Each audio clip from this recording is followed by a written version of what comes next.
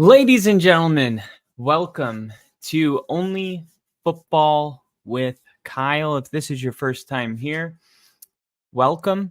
I did put this link inside of a Denver Broncos group chat. So if you've found your way over here for the first time, my name is Kyle. I'm a huge Denver Broncos fan.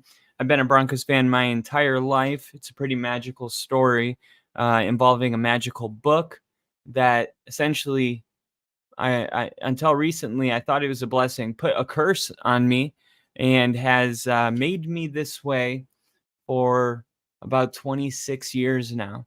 So this has been a really rough time. And before I get into the Denver Broncos and what I'm looking at, every mock draft I do has been a little bit different, but there's a common theme involved with trying to get as much capital as possible for the future years and not reaching on a quarterback. Those are the two, I guess, things that are in common with every mock draft version I've done.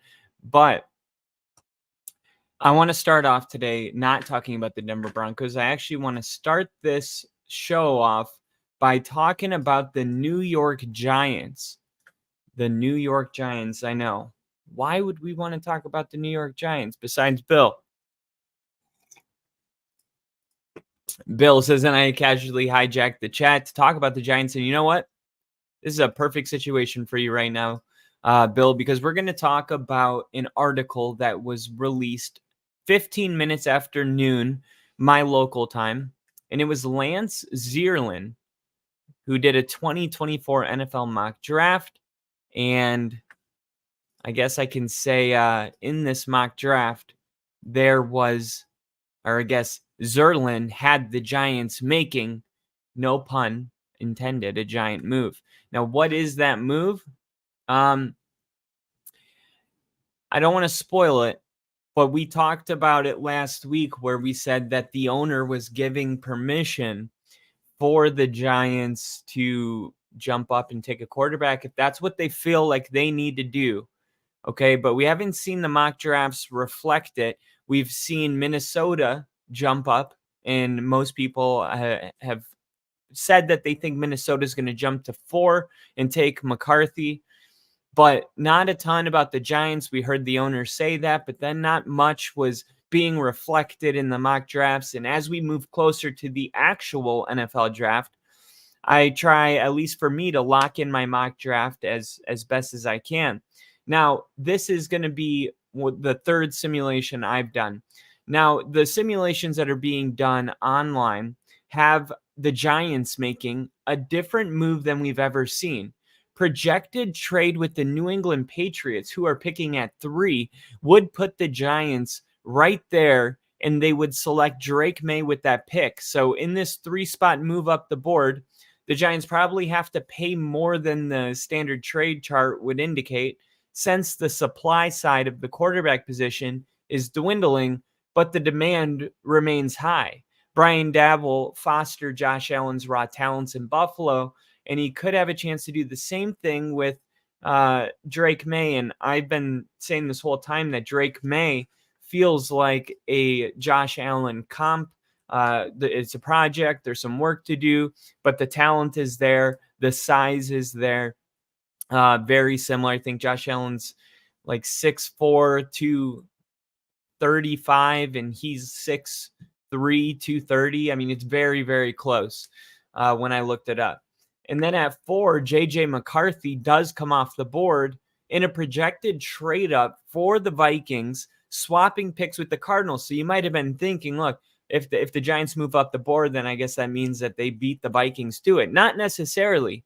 Because if the New England Patriots trade back to 6, the Los Angeles Chargers picking at 4 could only have to move back 1 spot. We know that they're not going to be in the market for a quarterback unless something crazy happens, like Justin Herbert gets traded to the Vikings and they draft J.J. McCarthy. I don't see that happening. So the Chargers have nothing to lose. All they can do is gain a bunch of capital from the Minnesota Vikings, go 1 spot back, and still select Marvin Harrison Jr., which is probably what they, I mean, honestly, let's face it, they'd be a fool to not capitalize on the situation that they found themselves in. The Chargers, for all intents and purposes, have um, the number one overall pick in this draft because they don't need a quarterback. So we're going to have quarterback jump off the board. When the Chargers are on the clock, they might as well have had the number one overall pick. Quite frankly, if they don't want Marvin Harrison Jr., and let's say they feel just as high on Malik Neighbors or maybe somebody else like Jared Verse, you know that Harbaugh likes his defense. I mean, we've been just saying receiver, receiver, receiver. What has really come out from Harbaugh to suggest that they wouldn't want to draft Jared Verse, the best edge rusher out of Florida State? Or what about Brock Bowers, who's in most mock drafts not being selected until 10? It's very possible a guy like Harbaugh's guy is Brock Bowers in this draft, in which case they would be a fool not to move back to the number 10 position with the amount of capital they can get. If I'm a new coach coming into a new place, the first thing I want to do is get a lot of capital so I can take a lot of swings, because as we know, they're not all going to stick, but the more chances you got, the better your chances are of succeeding with these draft picks. So I think the Chargers are going to move back. So I actually find this mock draft very, very realistic. The Patriots, maybe they don't feel the same way about Drake May. And they're like, you know what? We just won't get our quarterback this year and we'll roll with some of the other guys. So, I mean, they're saying that the Patriots would be willing to pass on the quarterback position with the third pick in order to add more draft capital for the rebuild that they are currently in, which is something I was just talking about with the Chargers. So after moving down, they would grab a wide receiver, Malik Neighbors, and he probably has the highest ceiling in the draft. At least that's what they're saying. Marvin Harrison Jr. might have something to say about that. But this is going to be a crazy draft day because we're not seeing these trades kind of happening right now, and we're getting closer to the draft.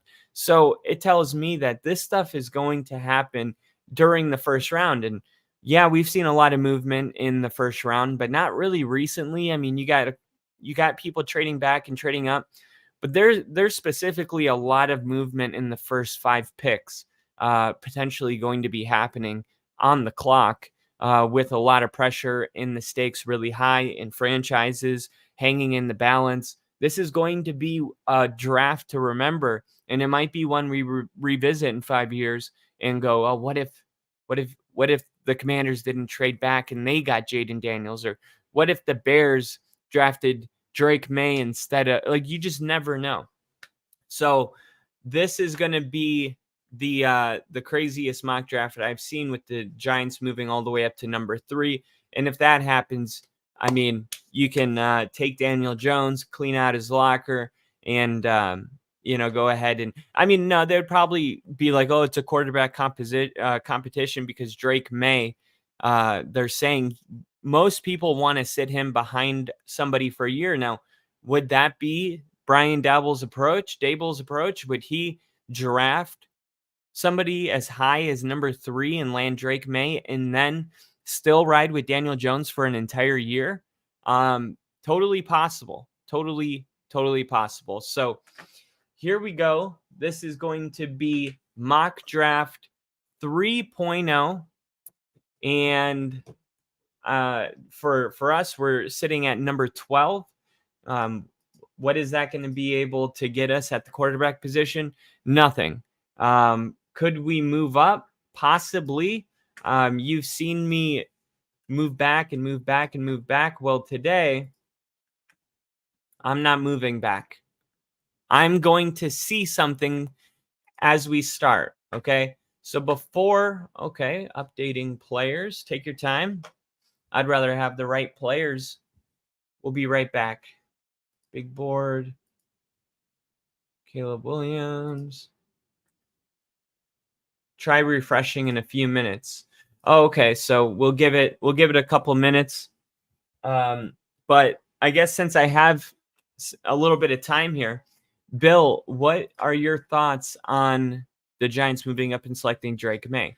Bill said the Giants and the Patriots are the only teams to have to hold 3 combined meetings, combined top 30 private meetings and private workout with quarterback JJ McCarthy. So a lot of interest clearly in JJ McCarthy from the Giants. And I don't think that you'll have teams that go to like the Chiefs. Of course, they don't want a quarterback, but they're still at Caleb Williams' pro day.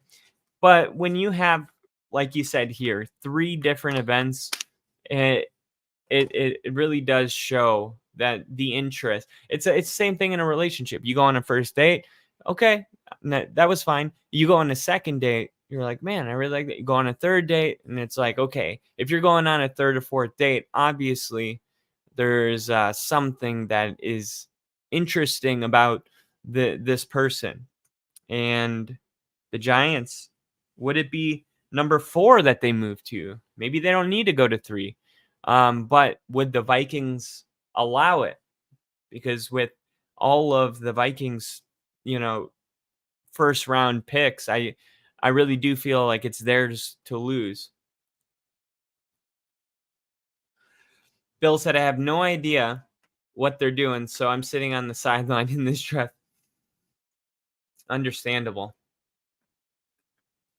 And of course, this hasn't been a thing all day, but as soon as I go live, they're updating their players. That is just perfect. Let me see. Let me close that out. Try to open it in a new tab.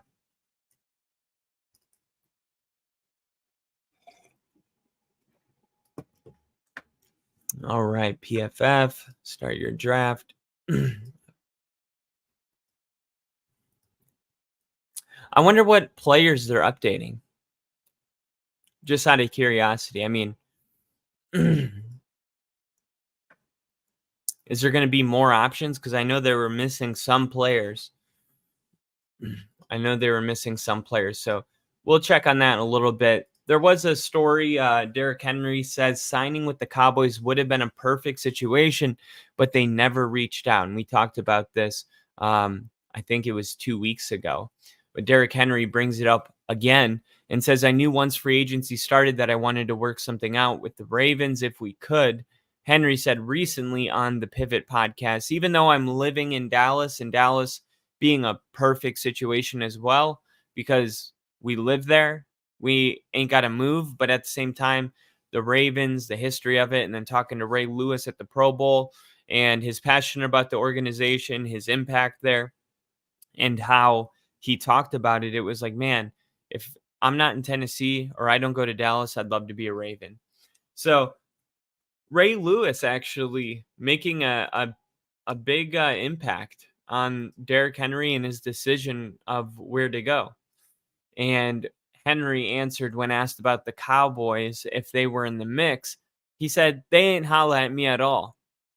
For Henry, it would have been surreal to be able to play with a Dallas star in his helmet. Ideal of a location. Henry indicated nothing was ever in the works. So Henry would have loved it. You get to stay in your hometown. You don't got to move. It's where your family's from. You're playing for, your hometown. I mean, it would have been a perfect situation. But you got to understand the Cowboys just getting out of that, Ezekiel Elliott stuff. I don't think they want to jump in bed with a expensive running back, especially because history is kind of showing us right now that when you pay your running backs a lot of money, it doesn't really work out. Now, for Derrick Henry, I definitely pick up the phone. I think Derrick Henry would be a better running back option than anybody on the Dallas Cowboys roster this year. And PFF did rank him out as the number 3 running back in the league last year. So as much as people like to say that Derrick Henry has fallen off a cliff and he's old, he's still almost in the top 2, almost the best running back in the league still. That's what the stats say. But it's almost like we kind of group people together. So like as Dalvin Cook and Alvin Kamara and Ezekiel Elliott kind of fade off, we just throw Derrick Henry in that group. And it's like, wait, no, no, no, no, no. Derrick Henry is not in that group. Not yet. He's not. And like I've said this a million times, yes, he might be taking steps down as he gets older. And yes, a lot of tread on, or not a lot of, no, a lot of tread left, or no, tread would be not a ton of tread left on the tires. There it is. Not a ton of tread left on the tires. I'll give you that. But this is still somebody that's capable of running for 15, 1,600 yards. And the Cowboys didn't have a bad running game last year, but it wasn't elite. Tony Pollard never really lived up to the hype that was set for him when he overachieved sharing the backfield with Zeke the year before. We really were like, I thought Tony Pollard might have top 3 numbers, but there were other running backs that were more impressive in Baltimore, in Jacksonville, and ETN. Christian McCaffrey, of course. But yeah, Derrick Henry still got some gas in the tank, and with the Baltimore Ravens in their situation with Gus Edwards, and I think this is just a really good sneaky move, and this might be the move that gets the Ravens over the hump, because I've said it a million times, the yin yang between the elusiveness and speed of Lamar and the ground and pound and the power of Derrick Henry is going to be a nightmare. And I think Tom Grassi had a short about them being like, well, how are we supposed to tackle this guy? And it was Derrick Henry, because it's like you can't go low, can't go at the hips, you can't go high, and you can't arm tackle him. So the only way to take out Derrick Henry, and everybody knew it, was to take his legs out,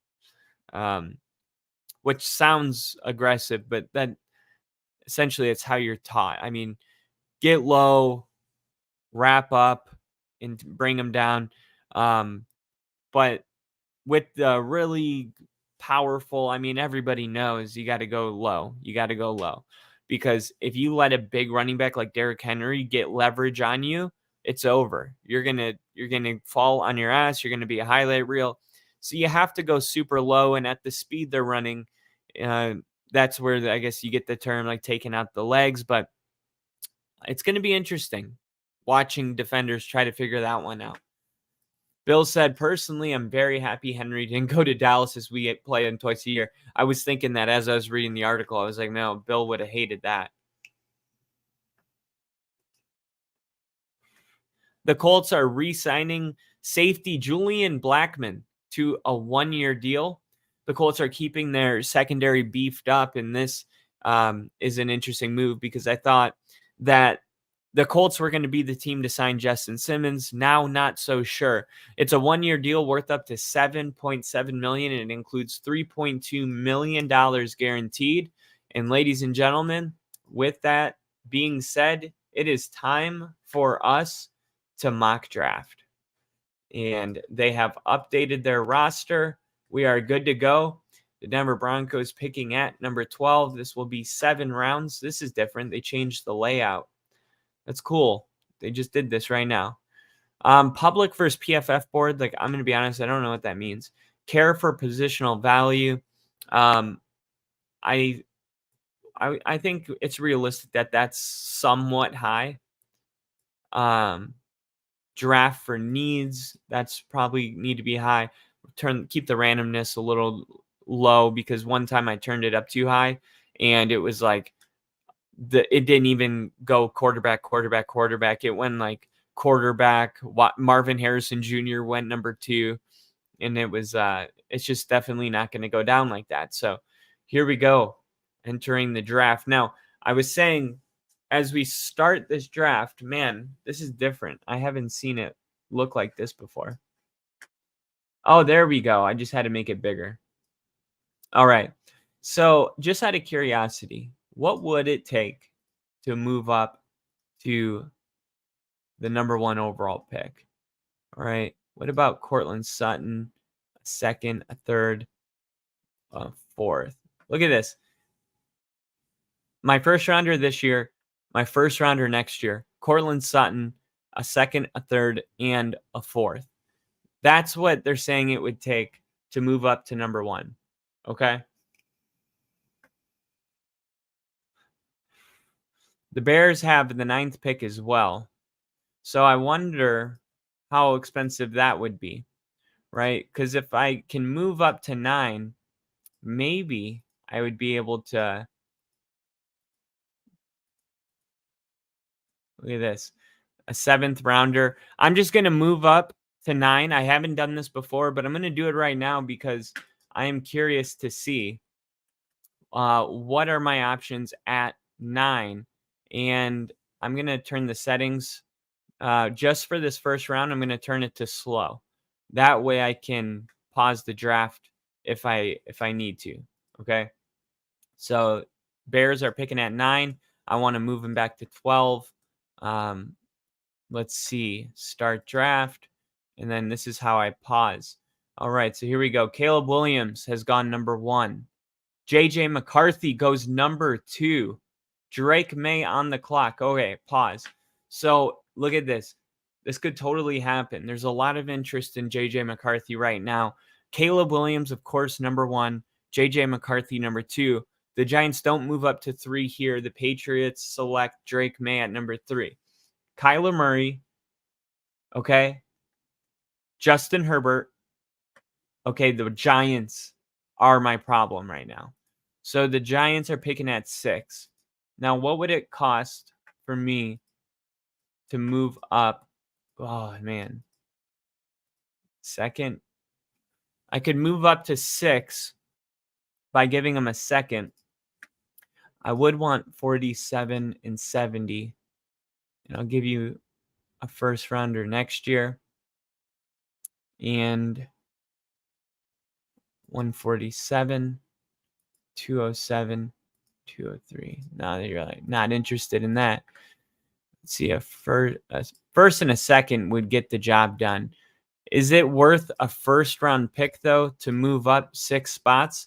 Well, the fact that Jaden Daniels is available, it kind of is. Now let's see. The Giants they need an offensive lineman, and we have one that's going to have to be paid next year. His name is Garrett Bowles. And Garrett Bowles is great, but we could use one of these high draft picks and draft his replacement because financially we have to cut ties anyway. So let's see if we added Garrett Bowles and they move back to 12. I take 47. I really want this 47 pick. Why? I don't have a second rounder. All right. Let's see. I could add a 4th rounder. They're saying that wouldn't get the job done. Let's find out.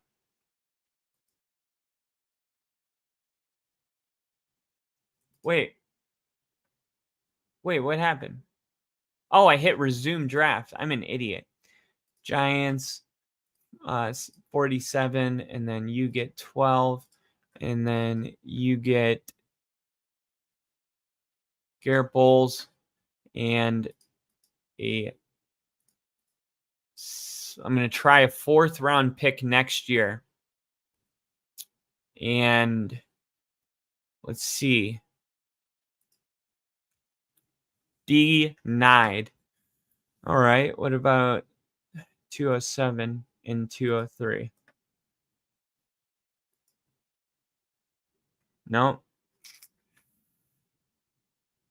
A 7th rounder next year. 207, 203. I get 6, and then I'll pick again at 47. Let's see if this will. God dang it. All right, a 4th and a 6th for my franchise quarterback. Gosh, 1 attempt left. I haven't been this unlucky in a while. All right. You got Garrett Bowles. 147 and 207.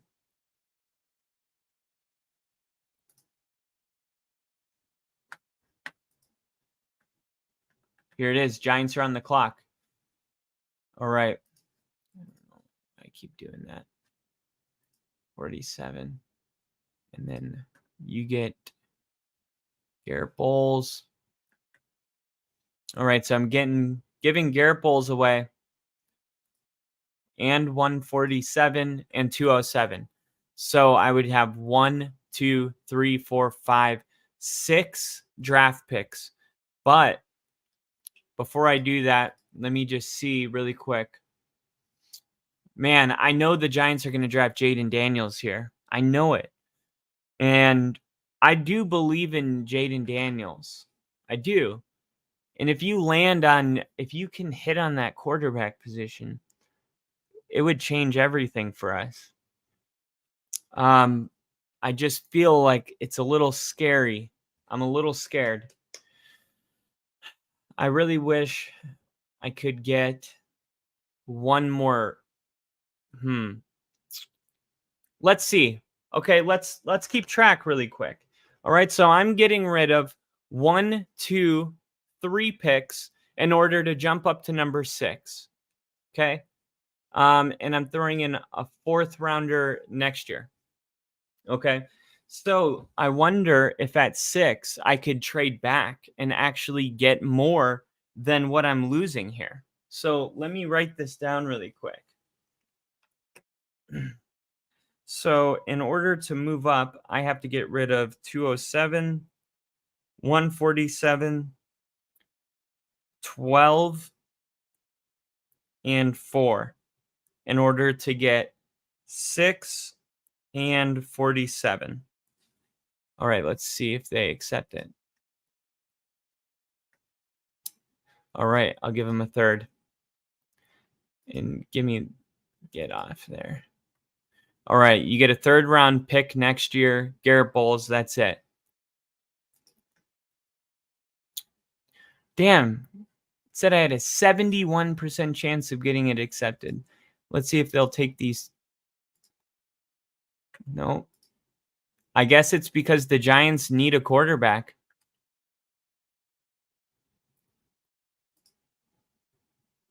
Wow. It worked. Okay. All right, so the best tackle is on the board. Now, 7 teams interested to trade, all right? So let's see. What was the let's see. Okay, so I ended up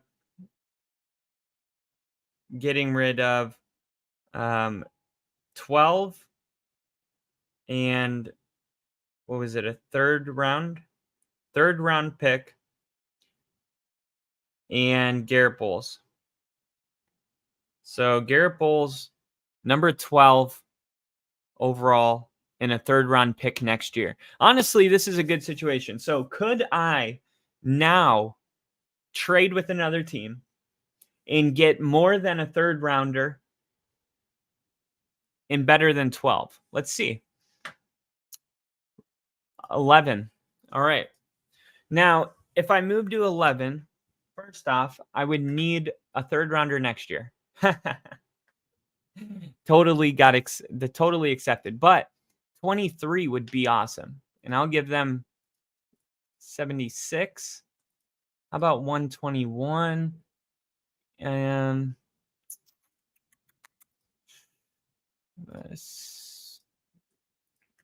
Oh, it's a fire sale, baby. It's a at mother effing fire sale. All right. And I'll give you, let's see, 121. Let's try this. Trade accepted. All right. This is crazy. I moved up just to move back. So now I move back to 11, but I also get the 23rd overall pick. So now I moved really from 12 to 11. I've moved up 1 pick, but I'm now drafting at number 20 or 11 and 23. All right. So we know what the Giants are going to do here. But now I have 2 first-round picks. And there it goes. Jaden Daniels is off the clock. Joe Alt goes to the Tennessee Titans. The Bears back on the clock. Jared Verse. And here comes Brock Bowers at 10. Wow.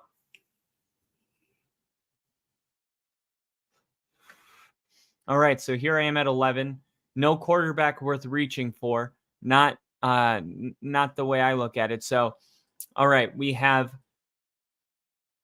one of the best wide receivers in this year's draft here at 11. He's supposed to go around 8, and he is the player that has fallen right here. Now, who needs a defensive back? No, no, no. The Colts. So I would be interested in moving with the Saints, who pick right in front of the Colts, and I'm going to hope that Terrion Arnold is available. So far, I got a pick at, I would be 14, 23. Could I get 45? And I'll give you 47. Yeah, they would. How about I give you 136? And y'all are gonna think this is crazy.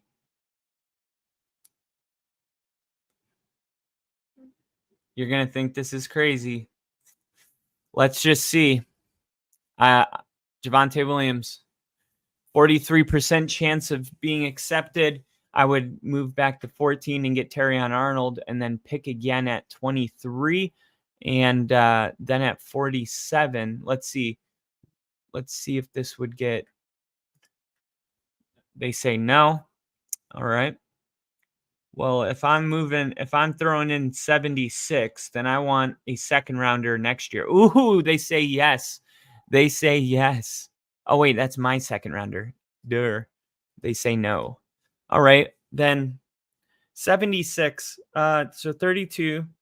Okay, 76 is a third round pick. So I'll move back 3 spots. I'll give them a third. They give me their third next year. And I also take 45. And I lose Javonte, but I still think he's got football left in him, but I'm drafting younger. This is a new era. This is a new era of Denver Broncos football. Joe's, no! Dude, that was the most violent and consistent no I've ever had. All right, here we go. Offer trade. Trade accepted. All right. Please don't take Terrion Arnold. Roman Dunes. No Terrion Arnold. Oh! Yes! Yes! All right, Terrion Arnold. Let's just make sure we got needs at defensive back right in front of us with the Colts. We knew that, and that is why we did it this way. Terrion Arnold to pair with Patrick Surtain. The best immediately. As soon as I click this button, this is the best defensive backfield in the NFL. And it's 2 dudes that both went to Alabama, Patrick Surtain and Terrion Arnold. If we can't beat them with offense, let's at least beat them by default, keeping our opponents scoring less than 16 points a game. I think we can do it, but we're going to need the talent. Terrion Arnold is a Denver Bronco. And now here we go. Tackle comes off the board. Brock Bowers falls all the way to 16. That is very realistic. Something like that could happen. As you can see, the way the board's falling, nothing has really stood out as unrealistic. All right.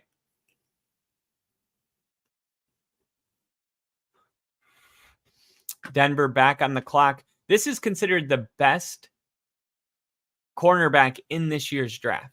Or on a lot of what I'm seeing. I love Tyler Nubin, but he's not supposed to come off the board right here. I'm looking at this backfield, and could you imagine Cooper DeJean being with Terrion Arnold and Patrick Surtain? Because he would be in the nickel. Let's see. He played in 2023, played 23 snaps in the box, 630 snaps on the corner in ISO. So, all right, let's look here. Wow, look at those PFF grades. This is the second best edge rusher in the draft this year. Really tempting to go that way. Last year, our pass rush was a very, very obvious weakness. not able to get after the quarterback very often. I like this move right here to take a player that has no business probably being on the board right now. And didn't expect to go defense, but I think that these are two players that could be up for defensive rookie of the year, both of them. So for that reason, you are coming to Denver. All right. And let's see. Let's pause right here. You got Tampa Bay on the clock. Let's see if I can take. Let's see. I could give 2 first rounders, or 45 and 47 would get me to jump 20 spots. So is it worth jumping 20 spots and sacrificing 2 players? We got a third rounder from the Saints earlier. I do like having that third rounder. 1, 2, 3, 4. Let's see. We have no quarterback besides Jared Stidham. I don't want to mess with that. Cortland Sutton, no longer on the roster. Marvin Mims and Tim Patrick. And the reason is because we also just signed Josh Reynolds. So I already think that we're still going to draft a wide receiver, but I think we're pretty decent right now. But I just want to get an offensive player in the first round. So would I be willing to give a third and a fourth next year to move up? No, I wouldn't. But let's see if there's any players that need to be paid. Zach Allen is pretty expensive. So let's see what Nick Bonito gets us, because he was our second round pick 2 years ago.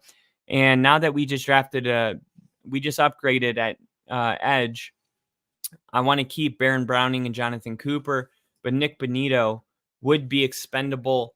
And let's see, 47, 136. So it would cost Nick Bonito and 1 pick. So I'll do 47. Let's see. Yeah, I'll do 47. Man, I hate that it's all the way full and I can't knock it down at all. Let's see. What if I gave 136, 145, 207? No, it has to be 47. All right, let's do it. Wait. What just happened? Wait, 47, Nick Bonito.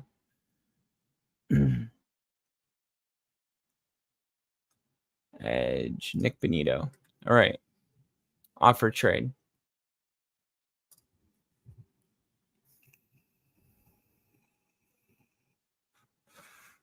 And I'm back on the clock.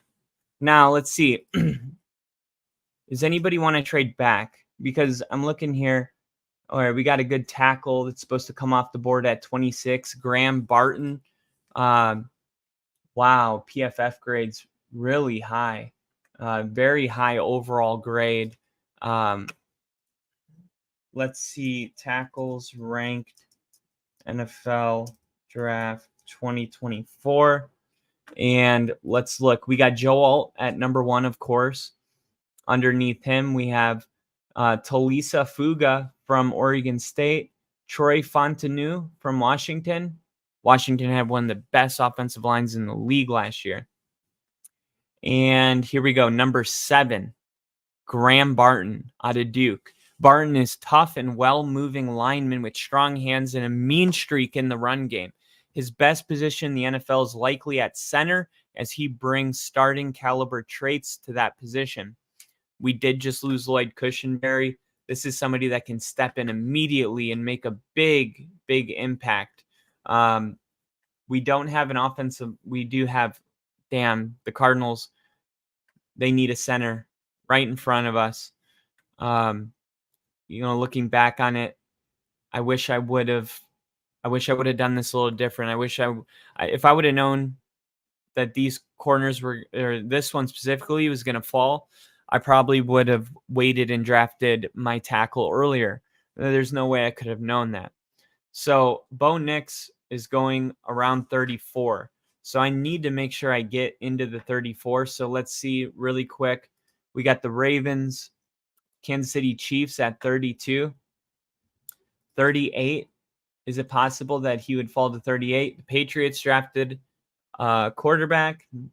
Okay, so don't need a quarterback, don't need a quarterback, don't need a quarterback, don't need a quarterback, don't need a quarterback. 38. All right, let me just verify the Patriots, Cardinals, or the Patriots and Commanders both drafted a quarterback. Okay, so I don't have to be afraid to go to 38, but I do need to get there. So let's see.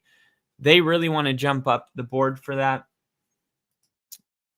I gave a third rounder, right? It was just a player and 47 to move up.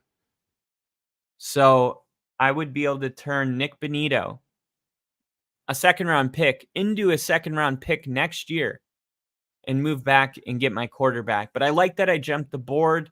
I like that I'm being active and seeing what's available. So I wonder if I give him a third, if I could even turn that into a first. I can't. I think Tennessee is going to have a high second round pick, probably around 34, 35. So let's just see if there's anything else that I'm missing here. It would be nice to get into the 106, and they're willing to give it to me. What about 146?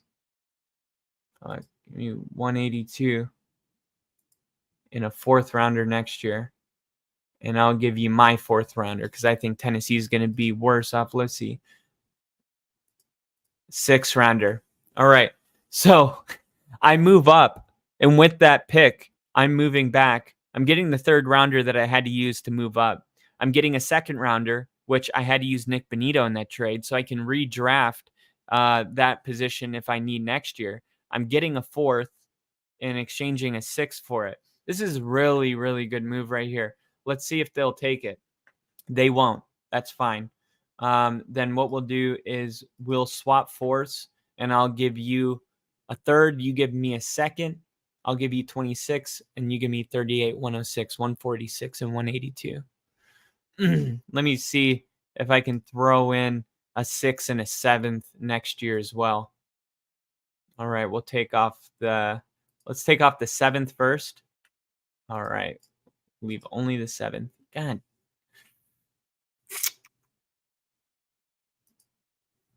Fuck. All right.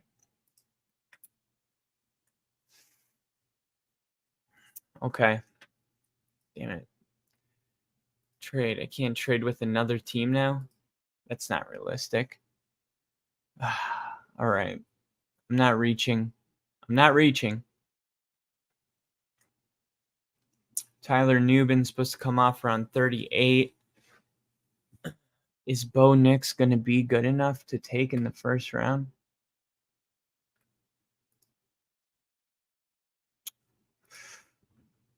Let's see. I think I'm going to go left tackle here. I think I'm going left tackle. And I pick again at 47. Maybe I'll get lucky, but I like Tyler Newman as well, the best safety in the draft. He's supposed to go around 38. Maybe he's still on the board when I come around, but yep, I'm replacing Garrett Bowles, and I also needed to do this because I traded him a year too early. So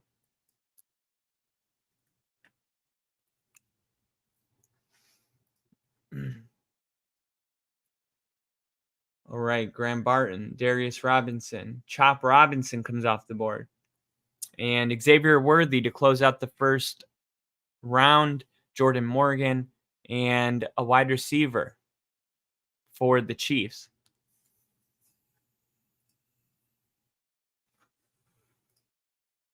All right, let's see. Not taking quarterback. No, let me try to move back up with Tennessee. And I'll give them 47. And how about a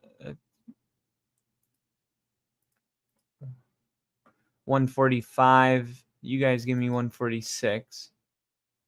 I'll give you. All right, I'll give you 136 for 146 and a 7th. How about a 6th? Let's try this. All right, is it worth giving them a 4th rounder next year to secure Bo Nix? Man, a 5th would be perfect. So a 6th and a 7th equal a 5th. Yep, that's why it's at 50. Let's see. Nope. I'll throw in 207. What? Now you're just being greedy. A 4th rounder for a franchise quarterback. All right. I didn't love everything about that, but we have moved our way up the board in front of the teams that potentially would be drafting a quarterback. And let's resume the draft.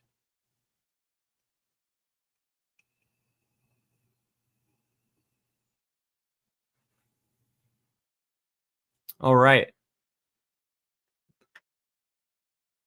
Don't have to think too hard about this one. Bo Nix. All right. Bo Nix is off the board. My next pick is at 145. And we are literally at 42 right now. So let me see if I can jump the board here. I like 122 or let's see. A 50 would be nice. And let's see. I would give a 3rd rounder. How about a 2nd rounder? Who's about to get paid?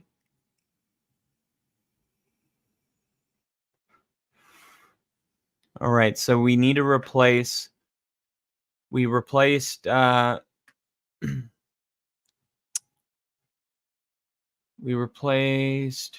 receiver room. Let's see, Tim Patrick. I like keeping Tim Patrick. We do need to keep a veteran presence in the room. Jaleel McLaughlin, whose value right now is at an all-time high, probably.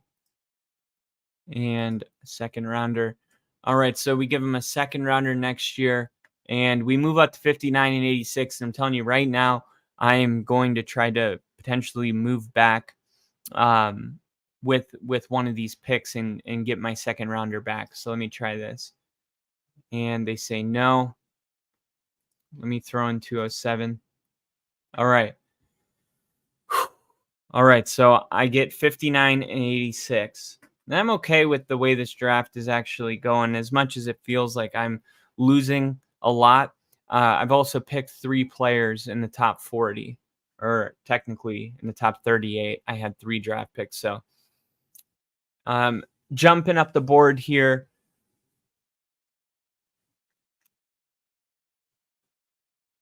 See, here I pick next. Michael Penix Jr. comes off the board to the Raiders. Xavier Legette, he's the real deal.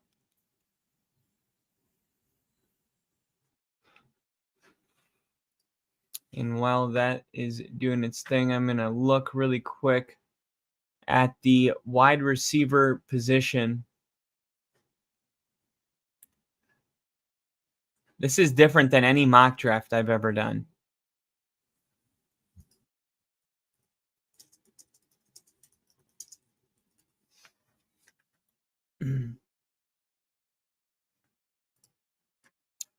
All right, so here we go on the clock, number 59. Now, the big receivers are off the board. Xavier Legette is the 8th best receiver in this draft. Then you got, Xavier Worthy at 11, and then Jermaine Burton comes in at 12. But then you get to this next tier, Ricky Pearsall. And now keep in mind that you can get good receivers late. Jerry Jeudy was drafted before guys like Brandon Ayuk, Justin Jefferson, CeeDee Lamb. So Ricky Pearsall is the 13th best receiver in the draft, they're saying. Why? A lot of it has to do with athleticism. All right. He ran a 4.4, and you might say, well, that's not crazy fast. No, not crazy fast, but it's in the 81st percentile. But look here. He had a 42-inch vertical, which is in the 98th percentile. His broad jump was in the 92nd percentile. His 3-cone was in the 94th percentile. I mean, this dude, and some of his strengths, natural ability to separate, particularly from the slot position. We have Tim Patrick, but that slot position where I would see Marvin Mims playing a lot. Technically proficient and creative in route running, makes sharp cuts, excellent hands, elusive after the catch, creative playmaking skills, renowned for making spectacular circus catches, versatile usage in return plays and as runner, shows inside out versatility on the field, effective in creating space and separation from defenders. This is a solid option right here. A guy that was supposed to go at 51, falling down the board, and I'm back on the clock pretty soon, and then it's going to be running back time. I do like Jalen Polk a lot, but I'm going to go with the best talent available right now. This is a guy that's going to start day one.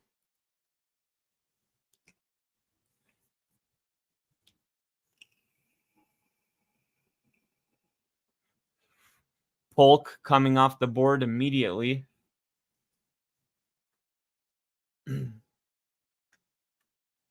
I wish they could show me the board as it goes down.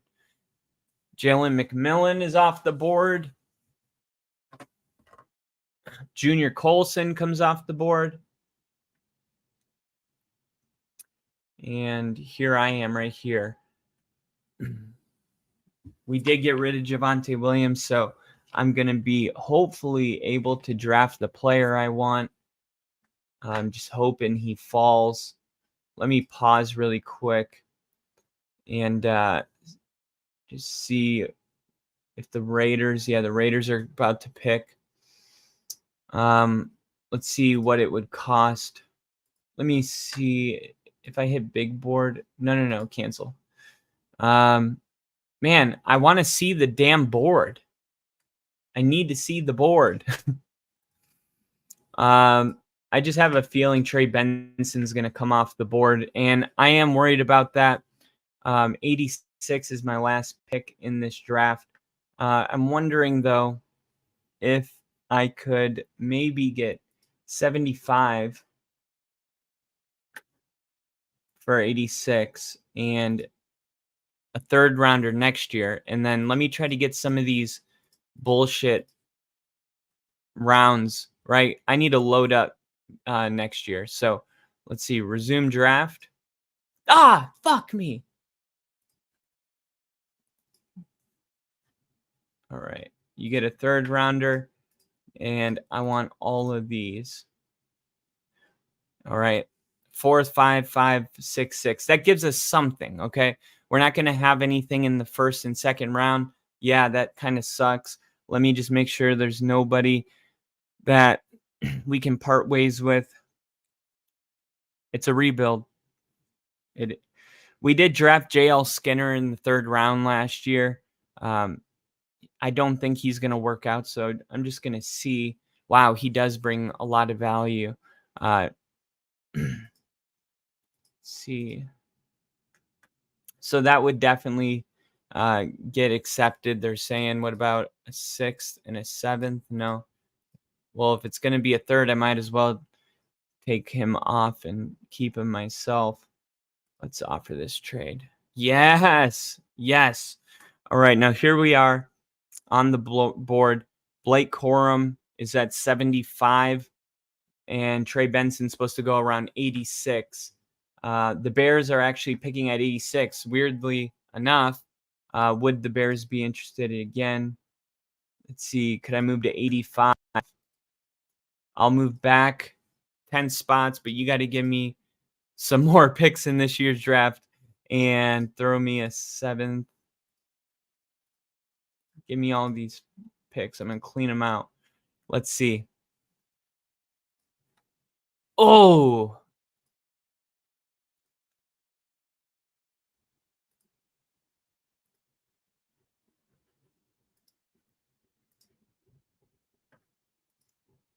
okay. This has an 80% chance. I'm just gonna do this to be safe because I don't want to take a chance of getting locked out. Accepted. Okay. So this gives me a lot of hope. My draft was about to be over, but now I pick at 85, 156, 206, 243, and I might be able to keep doing this where maybe I want to move up to 120 and I match 156 and 206 in the 6th-rounder I got from Minnesota. But the goal here is to get Trey Benson at 85. Please. Oh, Blake Corum just went off the board. That's not good. Please, please, please, please. Please. Please fall. Come on. This is the part of the draft that really gets you. Please fall.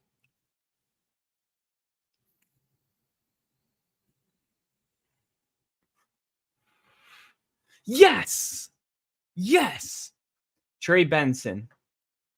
Trey Benson.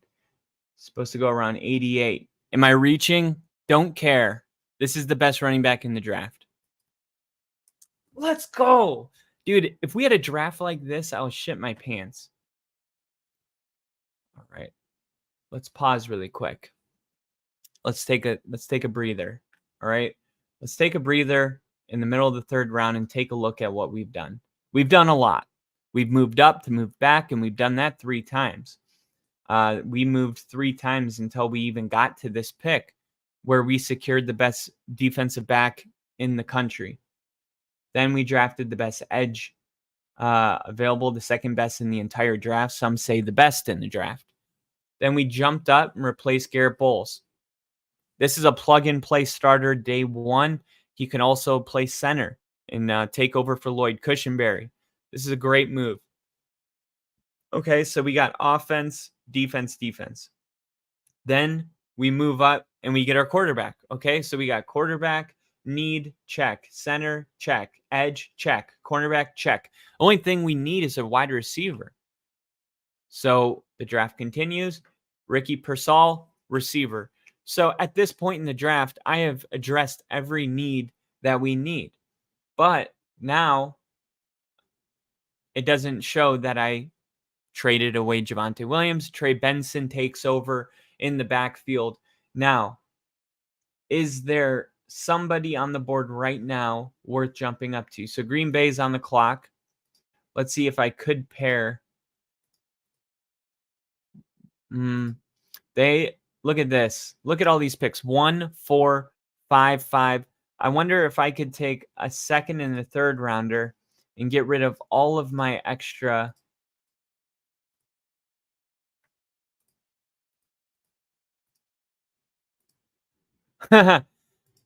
Packers are like, fuck off. We don't want all that shit.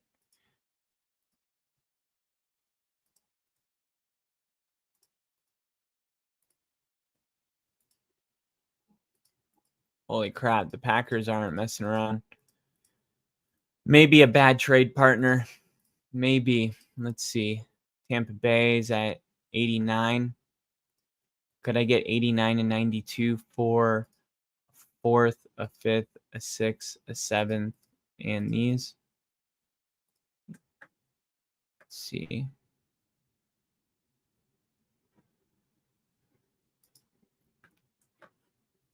No. I really don't want to get rid of all my draft picks anyway. I just worked really hard to get them back. It was worth a pause to see what was going on. All right. So we got running back, cornerback, edge, quarterback. Man, I really love this draft. Like if the draft ended right now, I'm content. I'm content with the picks. And I do have 3 remaining picks at 156. Let's pause here, see what it would take to jump up to 94.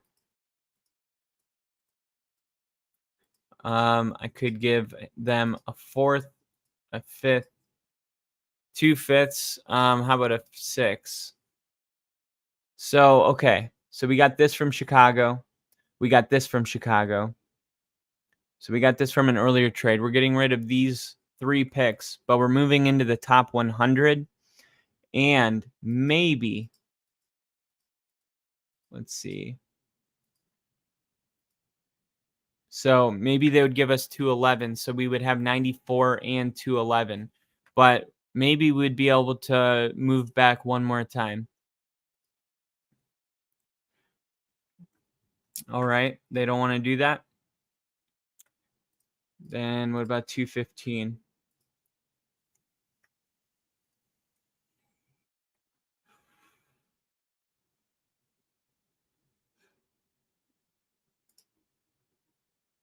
It says I got a 74% chance and then it won't let me execute. All right. How about instead of look, I got fucking 4 6-round picks. All right. Let me do it this way. I'll give you 3 6.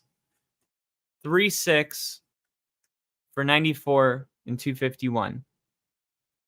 All right. Not mine. Minnesota's.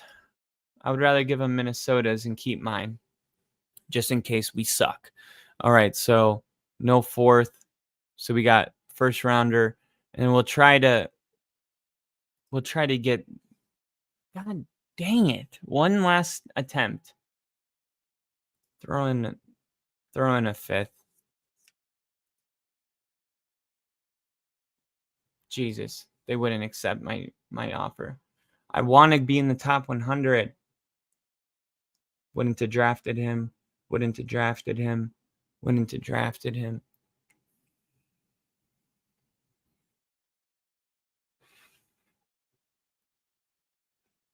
All right, Spencer Radler comes off at 100. Eric All, here we go. I wanted to jump into the top 100. Let's see if I can do it. Offering that. Let's see if I can get rid of. I have 4 6-round picks that I've worked with. Let's see if I get rid of 3 of them and I'll keep 1 of my 5ths. Is there a way I can get into 3? But I'll also give them JL Skinner, who we drafted. They're saying no. How about another 5th? Damn, they're not budging on that at all. All right, so 101 would cost me 156. The thing is all I need is to be able to, man, they're not taking any of this. Let me just move to 101 and let's see. Yeah. All right, let me try to move to 101. And then I'll try to move back and get at least some of this back. Damn. Why are they being like that?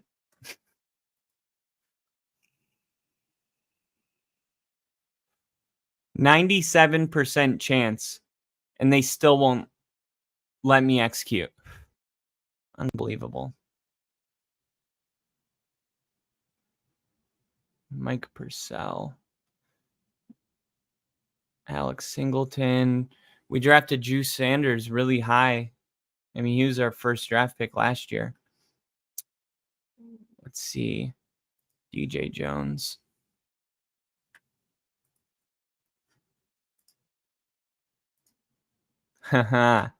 Yeah. Now we're talking. Now we're talking. I'm okay with this. I am. And this is the rebuild. I mean, welcome to the rebuild. This is the way it's going to be. Everybody's going to a different team now. DJ Jones is 29 years old. Not super old, but he's a 7th-year guy. He's had 61 starts. This is somebody that I'm okay with parting ways with. Now, DJ Jones by itself, and instead of 156, I'll keep that, and then I'll jump up to 151. Let's see if they'll do this. They say no. God. Thank you. All right. So we jump up to number 101. Cedric Van Pran. If you're not familiar with the centers and the I guess the top centers in this draft, we drafted one of them earlier. And let's see, offensive line. Here we go. So we've drafted, which one was it? It was out of Duke, Graham Barton. That's who we drafted. All right. Right now, the best on the board is Cedric Van Pran. Let's see where he ranks among all offensive lineman positions together. Cedric Van Pran. Oh, he must be on the first page. Wow. Cedric Van Pran. Where is he? Here he is, 17. Cedric Van Pran.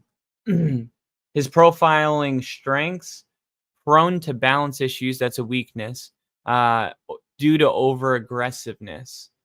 I love that. That's a Sean Payton guy. Too aggressive. Scouting report strengths. Athletic with impressive range and lateral agility. Boasts functional strength with robust frame. Provides a sturdy pocket presence. This is it right here. We get two of the top offensive line. Cedric Van Pran can play center. We'll put Graham in, the third best in the entire draft, or the fourth or fifth best in the draft. We'll put him at left tackle. And this is why we jumped the board, because somebody that has no business being on the board right now has fallen. I would like to get a center, but nobody wants to trade with me here. But let's see. Let's just take what the board has given us and make a move. Offensive lineman, let's just have one of the best in the league.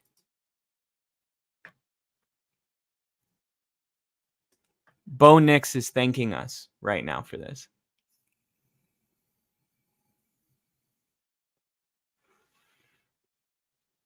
Now, is there one last move I could make to change everything for next year?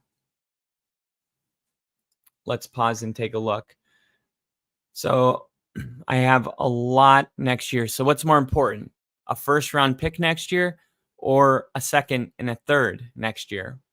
Let's see. I could jump up to 108, 121, 129, and get a third rounder. I would have no first and no second. But next year could be about depth. I mean, if we hit on the quarterback, this will be awesome. Now, the only thing is Minnesota might not be good next year too, because they're going through their own quarterback turmoil.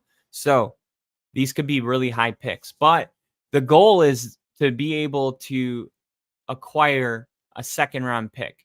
Now, if I take their third rounder, 121 and 129 and 157 and 167, there's a chance that I can group some of this stuff together with a third and a fourth and a player and maybe get back into the first round. So, yeah, right now it looks like panic because we're not setting ourselves up for success next year, but there's still a lot of draft left to do that. And let's take off this fourth and 156. This is going to be I wish they had a second rounder. I really do. Let's see if there's a player I can take. Maybe somebody like Jordan Addison. No, they're like, no, we're not doing that. Look, what's 1, 2, 3, 4, 5, 6, 7, 7 picks for a first rounder. Is it crazy that I'm okay with that? I know the first rounders, like, you got a better chance of hitting, but I think it probably balances out when it's like draft or bust in the first round, or you get 7 guys and any one of them could turn out to be Puka Nacua.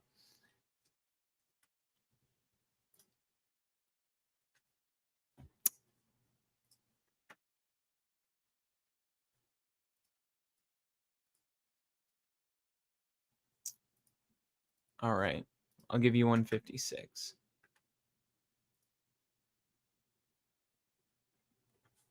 I wonder why it says it's likely to be accepted.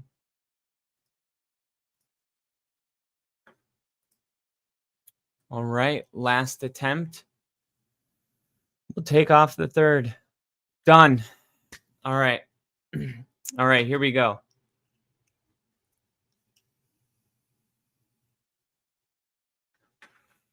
Here's somebody. Who is it? The Packers? No trade attempt. Oh, it thinks that I'm on the last trade thing still. All right. Cade Stover. He's supposed to go around 112. Man. Michael Hall Jr. is ADP, average draft positions around 98. Here we are at 108. Let's take a look at Michael Hall Jr. Okay, because remember, we got rid of DJ Jones. We're just going younger. That's all we're doing. Today is all about just leaning in to the rebuild. Defensive line. All right, of course, the number 1 edge rusher in this draft, Latu, we drafted him. Okay. Now, looking for a defensive tackle or somebody at least big to kind of replicate a lot of what DJ Jones did. Michael Hall Jr. comes in at 15. Now, keep in mind, defensive ends, defensive tackles, and edge rushers are all in one category. And even so, this guy's in the top 15, right? His 40-yard dash was in the 97th percentile, which tells me he's extremely athletic, quick off the mark agility, and effective footwork, making him a formidable force against offensive maneuvers. Keep in mind that this guy is the 3rd ranked defensive tackle in the draft, 6'3", 290 pounds out of Ohio State. This is somebody that can come in and make a huge impact. Possesses significant upper body strength and reach, enabling him to effectively engage and push back against linemen. He has a high motor. He's got really good reactive hand fighting skills, essential for disengaging from blockers. Capable of executing a powerful ball rush. This is exactly what we're looking for. All right. And guess what? We reset the pay clock. We're out of DJ Jones's contract. Gosh, it's amazing. If we could really do something like this, we really could set ourselves up for success. I'm okay with next year having, 12 different picks in rounds 4 through 7. I know a lot of people would be freaking out about it, but we are literally changing our entire roster right now. We got one of the best receivers. We got the best running back, in my opinion. 2 of the top 5 offensive linemen. We're out of Garrett Bowles' contract. We replaced Lloyd Cushenberry. We got rid of Nick Benito and was able to take the best edge rusher in this year's draft. You got to love the way this is going right now. Tyrone Tracy on the board right here. Xavier Thomas, another really good edge rusher. See, Cole Bishop. This is what I was looking for. This is exactly what I wanted. Okay. Now remember, Justin Simmons, we couldn't afford him anymore. All of that, you already know the story. So, yeah, we do need to draft a safety. So defensive backs are all in one category now. Tyler Nubin is the best safety. Then you got Javon Bullard coming in at 2, Cameron Kitchens coming in at 3. And then you got Kalen Bullock at 4, Jaden Hicks, Dontarion at 7, Cole Bishop at 8. This is the 8th best safety in the draft. He's 6'2", 206 pounds, very similar to Justin Simmons. Ran a 4.440. High, versatile, capable of impacting all 3 levels, excelling particularly close to the line of scrimmage. Strong instincts, exceptional vision and route recognition. Effective tackler with an ability to close. Now, what I was looking for, is he a ball hawk? Exudes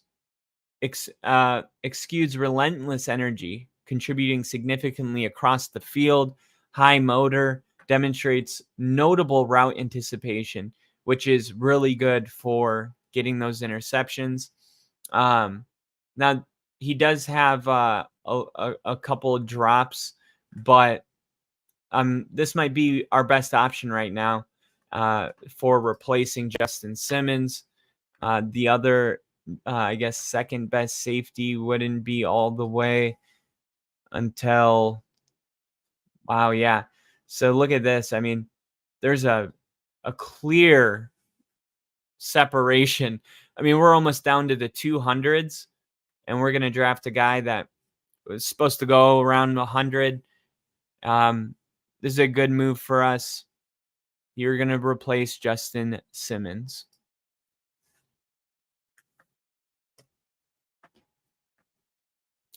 And we're coming back on the clock.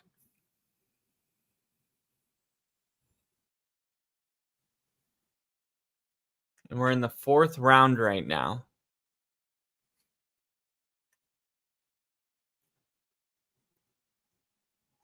All right, Xavier Thomas falling down the board. Now, here's what's interesting. All right. Buffalo is going to pick at 133. Now, if I were to draft a player right now, it's probably going to be Xavier Thomas just because of the amount of talent there. Now, if the Bills are interested in moving back, I obviously don't need to. They always say you can't have too many edge rushers. Well, we drafted the best in the draft. We have Baron Browning. Okay, I love Baron Browning and Jonathan Cooper, but if I'm going to draft another edge rusher to reset the clock, Baron Browning has had injury concerns. He's really good when he's on the field, but the thing is he has dealt with injuries. And let me pull up his stats real quick. So 2023 he played 10 games. He had 19 solo tackles, 4.5 sacks. Let's see. So he was drafted in 2021, not 2022. He played 14 games those 2 years, and he only played 10 games last year. Totally, the talent's there. I would just rather get rid of Jonathan Cooper because I still feel like Baron Browning could be the next Shaquille Barrett. So I don't want that to happen again.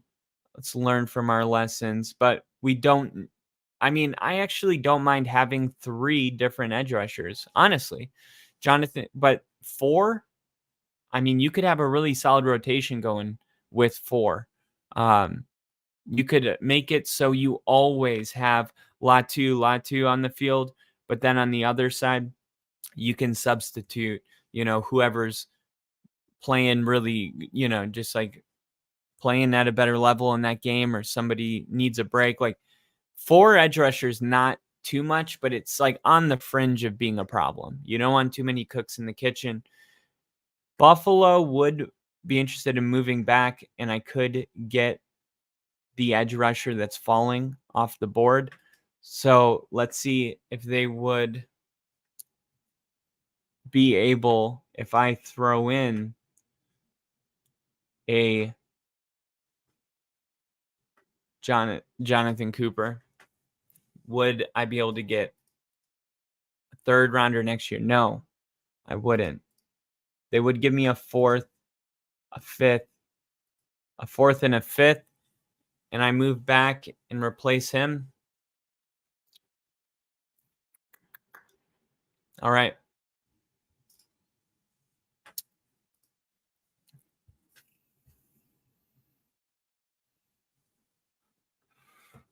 Tackle, edge.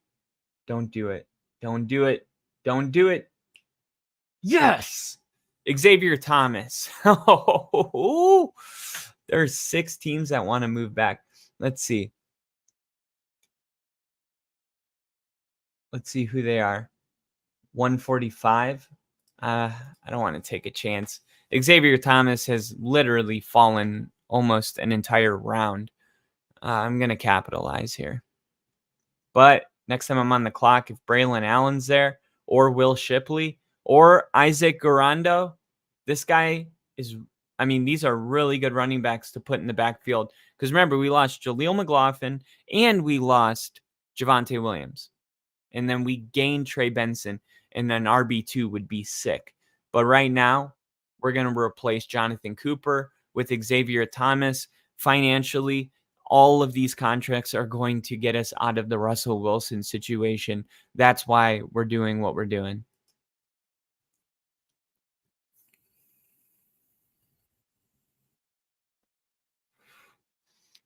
All right. And our next draft pick is right there at 160 or 157.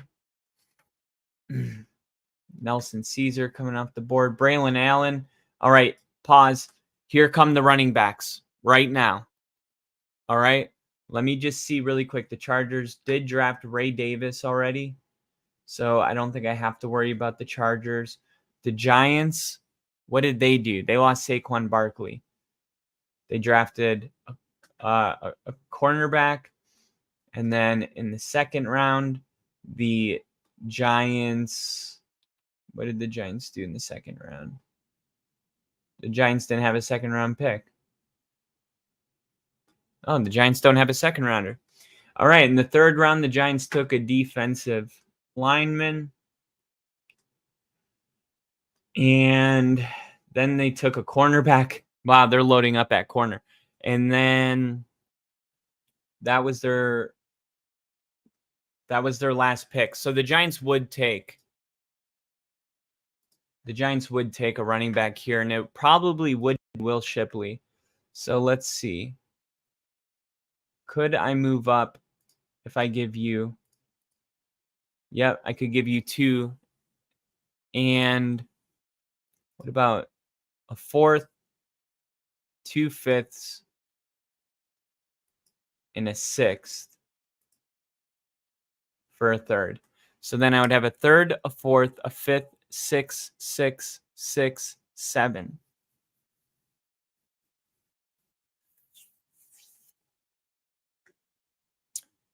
And there's one other thing I want.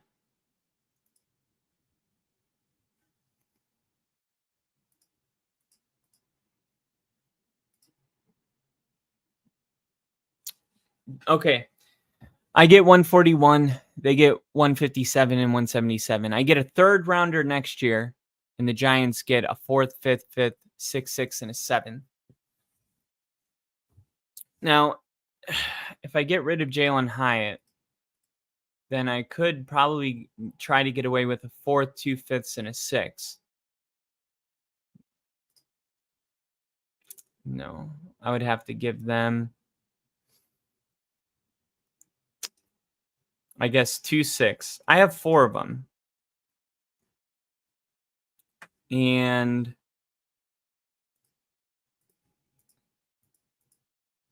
We'll swap 6. Let's try that. All right. Every time I try to trade with the Giants, they're the biggest dicks about it. All right, forget it. I thought that was a good trade I thought that was really equal. I really did. All right. They're going to draft Will Shipley. They're going to do it. All right, just trust the process. Trust the process.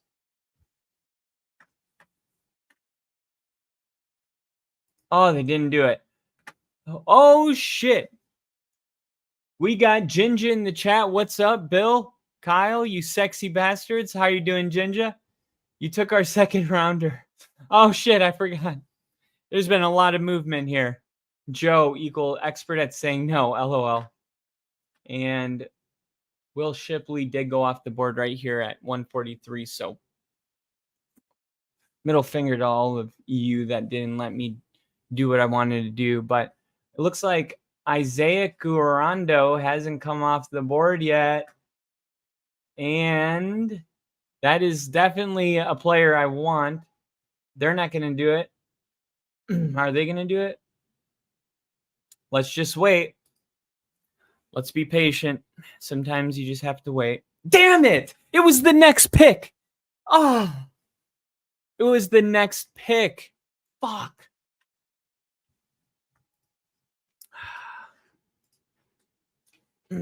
All right.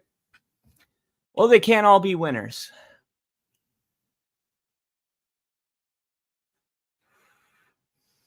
Malik Mustafa, love this dude. This guy is an absolute freak of nature, and I'm going to try to draft him at 167. Right now, best value on the board, Ben Signett, who was supposed to go around 20 picks ago. And for those who don't know who Signett is, he is one of the best tight ends in this draft. So you got your Brock Bowers, Tavion Sanders, Kate Stover. But as you go down the list, as you get to number, you don't have to go far. You got your top 3, then you got Theo Johnson out of Penn State, and then boom, Ben Signett right there. In the 2024 draft, Ben emerges. Hold on, let me read that again. In the 2024 draft, Ben Signett emerges as one of the best tight end prospects whose tape reveals a player with the tool set that's both intriguing and a must draft. Boasts impressive acceleration, burst, quickly covering ground, great hands, utilizes the capable of making contested catches, reliable hands, adding value in tight situations, positional flexibility. Like I know Sean Payton loves his Adam Trotman, but we need a real tight end in the room. We got Greg Dulcich, but there's a chance Greg Dulcich is just going to be one of those Jake Butts out of Michigan who just cannot, for the life of them, stay healthy. Look, we haven't been able to even get through a season without having tight end injuries. Let's just hope that right here in the 5th round, we're drafting our George Kittle.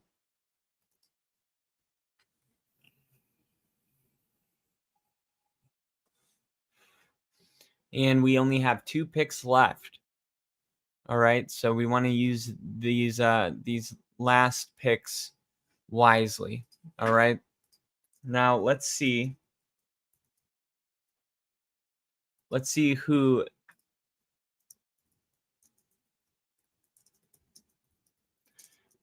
Let's see a list of some of the biggest sleepers in the 2024 draft. So Isaac Guarando is number 1.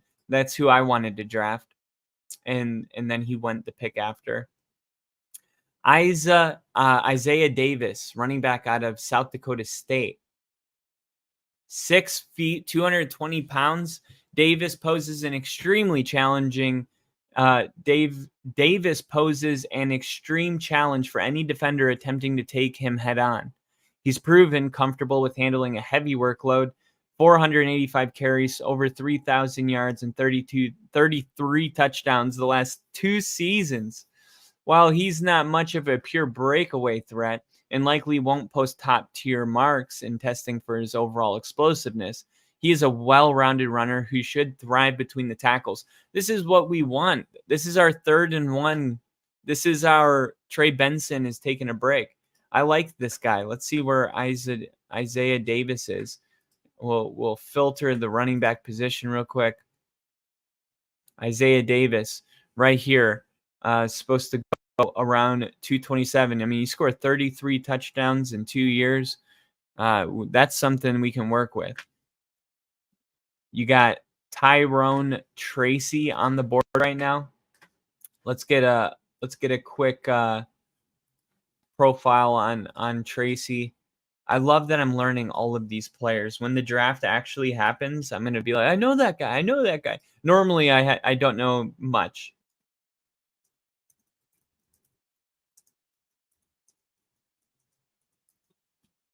All right. So let's see.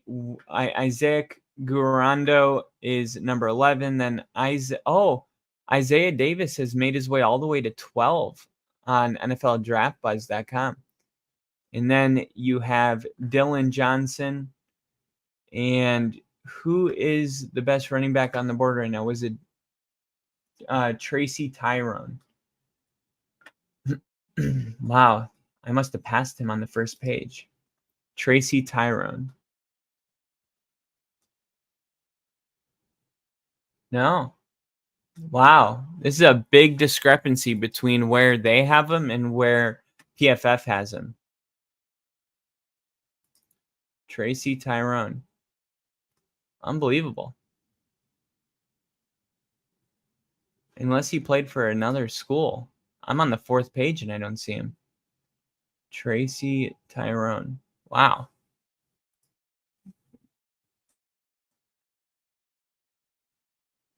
Wow. He's not even on here. They need to update their list. That's unacceptable. All right. So I'll look at the profile that PFF has. Let's get that height and weight. Wow. 87.5 PFF grade last year, including a game in the 90s. Wow. He only had 2 drops. Let's see. Trends. First look. 6'1", 210. Man, I just don't feel like I have a ton of information on this guy. Tyrone Tracy. Tyrone Tracy. Let me just look him up real quick. Tyrone Tracy draft profile. All right. Oh, he's listed as a wide receiver. It says he's a running back on here. Interesting. And then this one says he's a running back. I guess he played both. He plays running back first. Okay. 6-year senior and 1-year full-time starter at running back in the gap and zone blocking scheme. Converted from wide receiver to running back in 2023. This solid height and marginal weight and sufficient speed with a lean muscular build. He's an average athlete showing a combination of solid awareness, lateral quickness, and agility, average acceleration with ordinary explosiveness, balance, and top-end play speeds. He shows good vision. He finds the open hole, runs and exhibits solid patience as he waits for the blocks to be set up on power inside runs. This is what I'm looking for. He always falls forward and gets the extra yardage. My favorite quality of a running back, I call that the Christian McCaffrey effect. I'm going to add a running back to the room right now. And taking that off the board. This is a solid running back for us to pair with Trey Benson. Man, every time when you go shopping, if you go to a thrift store and there's like something that's $200 and the tag's still on it and you get it for like $10, that feeling of like, oh, every time I draft a player and I'm still here, I am in the 6th round, and I felt good about every player I've drafted so far. And most of those draft picks were in the first 2 rounds.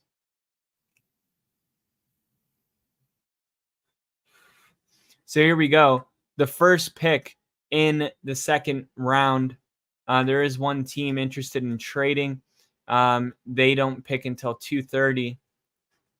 Let's see if I gave them 177.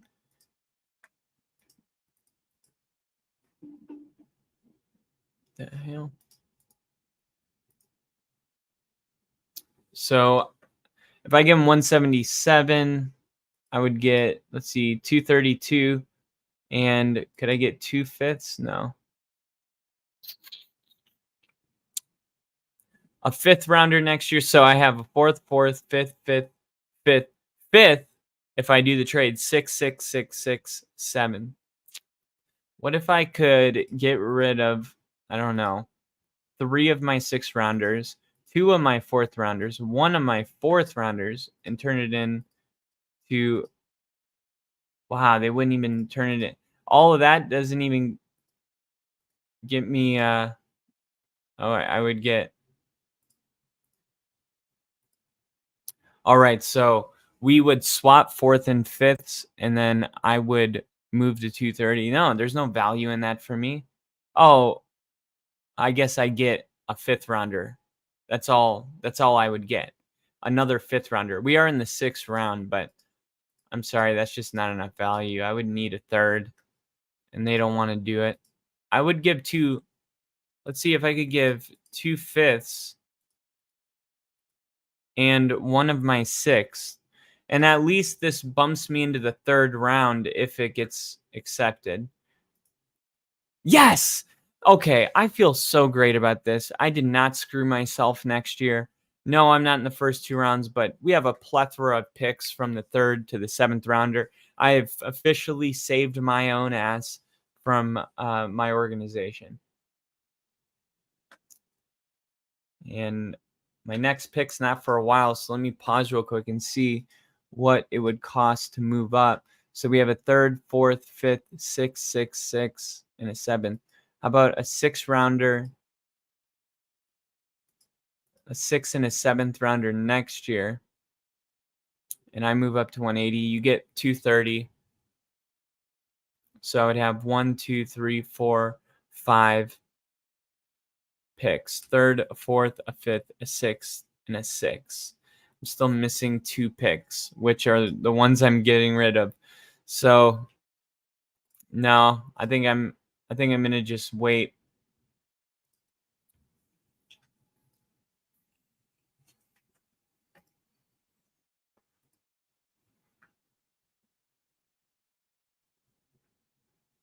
It's like all the teams I'm passing are like, we got our pick from Denver. We got our pick from Denver. No way, we got our pick from Denver. Look, you all got your pick from me. You're welcome.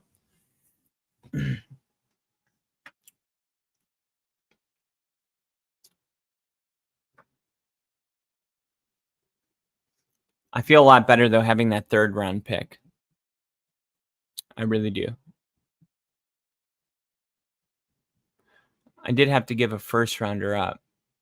But in case you guys forgot, I drafted a pretty good option. I mean, I think we're about to look at it, but I got the best edge rusher in the draft. And then I moved back up and I got another really good. I mean, I think it went pretty well. I'm excited to look at it. There's been a lot of movement. I definitely need to be debriefed. All right, let's see. Could I move up to 206? I'll give you 230 and a 7th. I'll give you a 6th rounder next year. I have 3 of them. And you give me your 6th rounder. No, give me a 7th. Give me 2 7s. Maybe on draft day we can turn one of our 6 and 2 7s into a 5, and then we can take that 5 with our extra 5th and get back into the 3rd round. So we would have 2 3rd round picks. That makes up for the 2nd not being there. And then the only thing we really have to stomach is the first round. But unfortunately, we're kind of used to that. And it's going to take 1 year to just fucking chill out. And you don't get paid for a couple of weeks. You got to just stay home. Next year during the draft, we're going to have to stay home. But with what we've done this year, 1, 2, 3, 4, 5, 6, 7 players in the top 100, this is the price that we are going to have to pay. All right, here we are. We moved up the board, and here we are on the clock at 2:06. We do have a tackle, Nathan Thomas. Let's see. This is the best value on the board right now. Wow. Love that improvement from 22 to 23. 6'5", 334 pounds from Louisiana. I think I'm in love.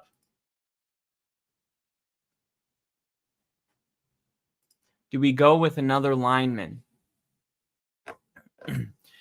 With our final pick.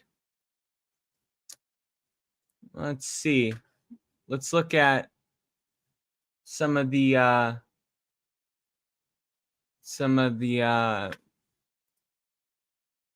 players that are underdogs, if you will, in this year. Let's see. Not underdog. What do you call it? Hidden sleeper.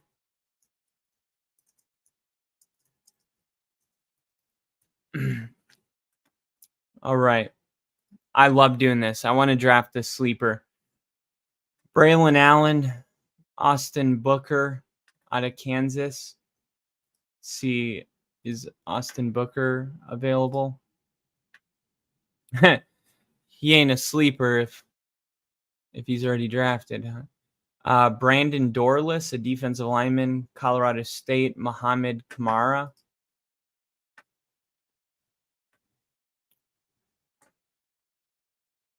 Khaled Duke. We got Zion Logue.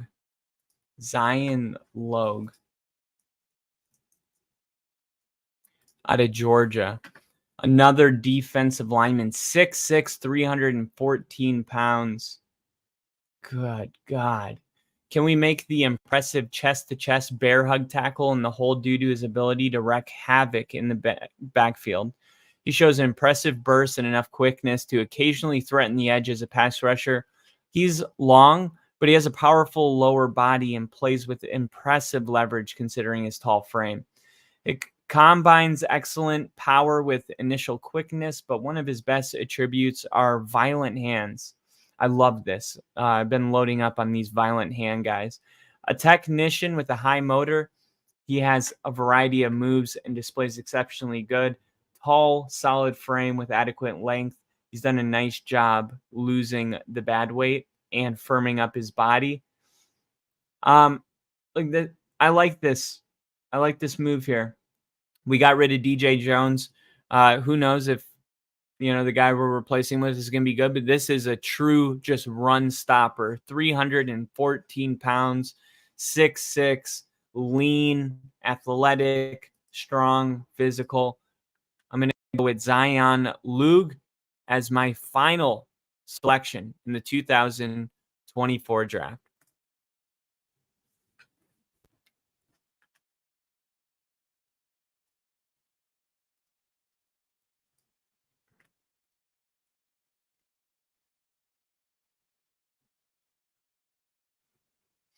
All right, here we go.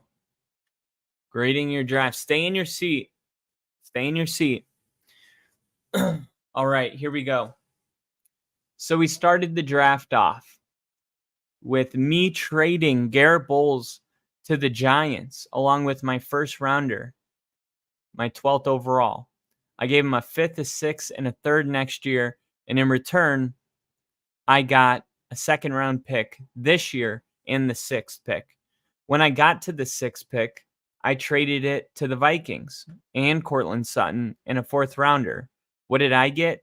2 first rounders, and I moved back to 11, which initially I started the draft at 12. So I actually moved up one spot from where I started. Then I finally am on the clock at number 11, and I trade it to the Saints with Javonte Williams in the third. And what did I get? I got the 14th, so I moved back 3 spots. Another second in the third round selection next year. Finally, on the clock at 14. And now here I am on the clock, and I have a pick at 14, 23, a second rounder, and another second rounder. So just moving up and moving back down, I'm actually in a better position. So Terrion Arnold comes off the board immediately. And then at 23, I get an A+ on Liatu Latu, the best edge rusher in the draft and the best cornerback. Immediately, 2 players that could be defensive rookie of the year. These are 2 of the best positional players in their respective positions in the whole draft. So then I finally get on the clock I decide to move up into the draft. I move up to 26. I get rid of Nick Bonito, and I give them a second rounder, the 45, the one I received from the Saints, in order to move back up to 26. And I draft the 5th, or they combine centers, tackles, and guards, but it was the 5th best offensive lineman in the draft. They give me a B. This has got to be an A+, but I'm biased. All right, so here we go. On the clock at 40. I was supposed to be on the clock at 47. I trade them. I trade up because I need to get my quarterback at 38. And I also receive a 5th, but I had to give them 47. Of course, we just swapped 47 and 38, so that's not a real loss. We did swap 5ths, but this is the real value. They get a 4th rounder next year. I gave up my 4th rounder next year and basically jumped up to 38. This is highway robbery, if you ask me. And then at 38, my franchise quarterback, at least for this year, is going to be Bo Nix. And assuming Bo Nix even doesn't work out, he's going to get a second year in Sean Payton's system. So not having a first rounder next year, that's fine. We'll have a first rounder in 2026. And if he hasn't worked out by then, we'll have a high pick and we'll draft Peyton Manning's nephew. So we get an A+. So far, PFF's loving this draft.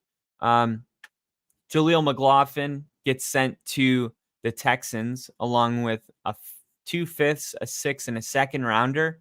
And I was able to move up to number 59 in the draft and draft the replacement for Cortland Sutton.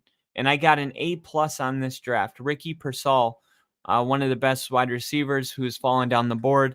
I was able to trade up and capitalize. And then here we go. This is a big one. So as you can see, in this trade with Jaleel McLaughlin, I also received number 86 overall. I take that pick and I trade it to the Bears along with the 3rd rounder next year. And I get a 3rd rounder this year, a 4th, 5th, 6th, and a 6th next year. So bringing in a lot of that. Then at 80, then at 75, I traded it to the Browns. Okay, so I was finally on the clock and I moved back again to 85 because I wanted Trey Benson. They say C+. I don't care. He is going to be an absolute monster in the league for the next 5 years minimum. And I get 85, and then I also pick up a 5th, a 6th, a 7th, and a 6th next year for moving back and selecting a player I would have drafted at 75. Then at 101, I selected Cedric Van Pran. I get an A on that. Then 4th rounder, I'm at 101. I moved up to 101. So that's that trade right here. I gave the Panthers DJ Jones and a 6th and a 7th and was able to move up to 101 and draft a player that I got an A on, who is going to be replacing Lloyd Cushenberry. So we have a replacement at center and a replacement for Garrett Bowles, immediately day one starters. Now, here we go at 108, and I draft Michael Hall Jr., one of the best defensive linemen in the draft. And then here's another big move. I send my first overall or first round pick next year in a fifth, and I receive 3/4, 2/5, and a sixth.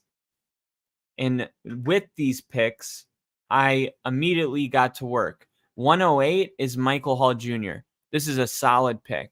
Then at 121, I got Cole Bishop. He's going to be replacing Justin Simmons. So 2 solid picks because DJ Jones needed to be replaced, and we did it here, and then Justin Simmons as well. Then at 133, I was able to get Xavier Thomas, who I got an A on, totally falling down the board, almost an entire round he fell. And to pair Xavier Thomas with Latu, with our secondary consisting of Surtain and Terrion Arnold, like this is the kind of draft where the Broncos win total projections for next year would immediately jump up to 2 spots, two wins minimum.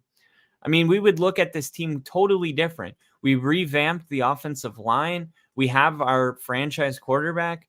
Our defense is set. We went younger at wide receiver. This would, I mean, we drafted Trey Benson, who is younger and not coming off surgery where he tore 4 different parts of his knee ligament, like Javonte Williams did.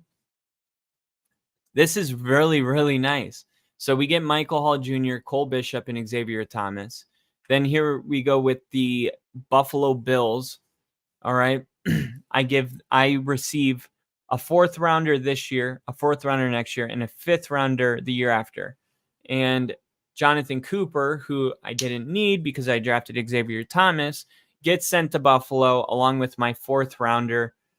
So I still come away with a 4th and a 5th. Jonathan Cooper was drafted pretty high. I consider this a win-win for both parties. And then at 157, I draft Ben Signett, and I got an A-. And then at 167, Tyrone Tracy, I get an A on that.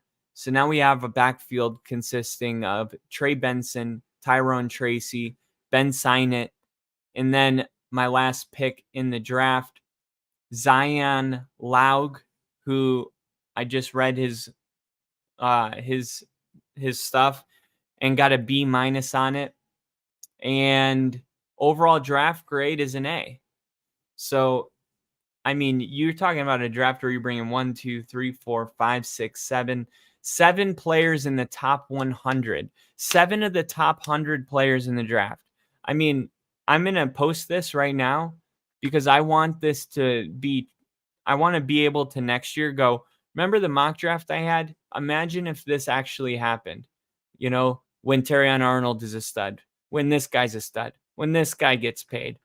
Maybe Bo Nix doesn't work out, but all these other guys I feel really strongly about, and I want to be able to have proof.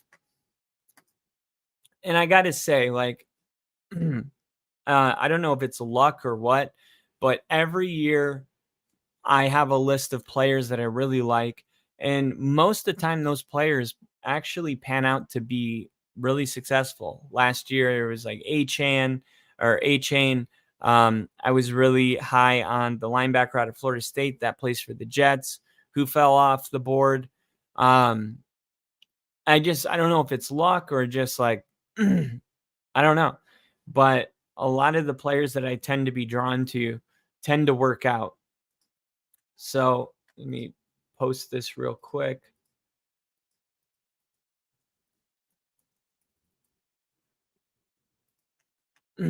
All right.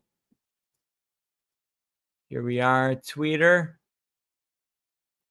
Mock draft, open.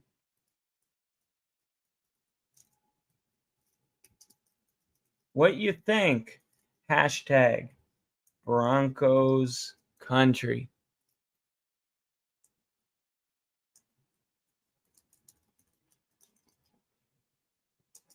And we'll do draft 2024 or NFL draft. There we go.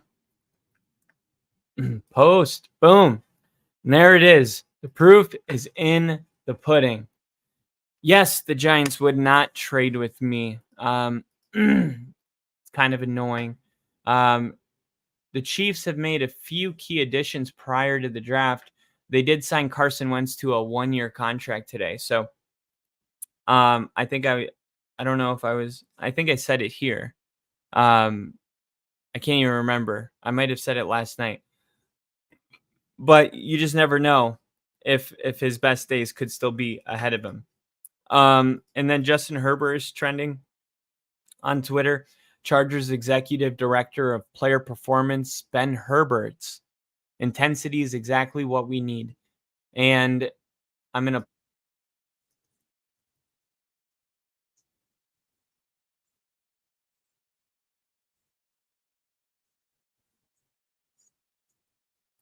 make you harder to break, lean mass up if needed, fat mass down if needed. This is this new coach, the executive director of player performance, Ben Herbert, is Charger fans are coming out saying this is exactly what we needed. His philosophy, his intenseness, his nastiness. This is it hasn't really been a part of the Chargers. Like when you think of nasty, you got Ravens and Steelers and 49ers and even the Eagles, but the Chargers have never been like a nasty team that you fear. I mean, it's like, this Chargers are charging. This is part of the new identity. So expect to see a different type of Chargers team than we're used to seeing, maybe a more aggressive, physical team, and expect them to draft that way as well. Now that we know, what the Chargers value, we can start to look at some of the players they're drafting and see how that's going to fit into their philosophy. And we'll see. All we can do is wait and see. Maybe it doesn't work out at all. But with Harbaugh running the show, like I said, the day that the trade happened, and I came on here live, said this is bad news for us because I do think Harbaugh is a great coach, and I do think that the Chargers are going to find success immediately.